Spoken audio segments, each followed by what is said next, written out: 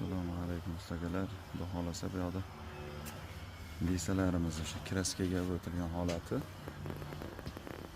Shunaqa 2,5 ga o'sha to'r profillar ishlatganmiz. To'riga to'rlik o'sha quloqchali.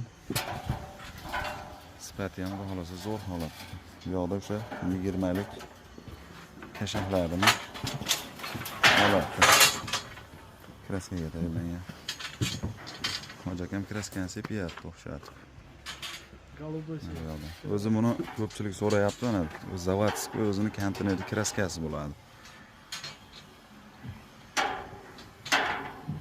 Yo'llariga buni sevib o'xshatib chiqilyapti.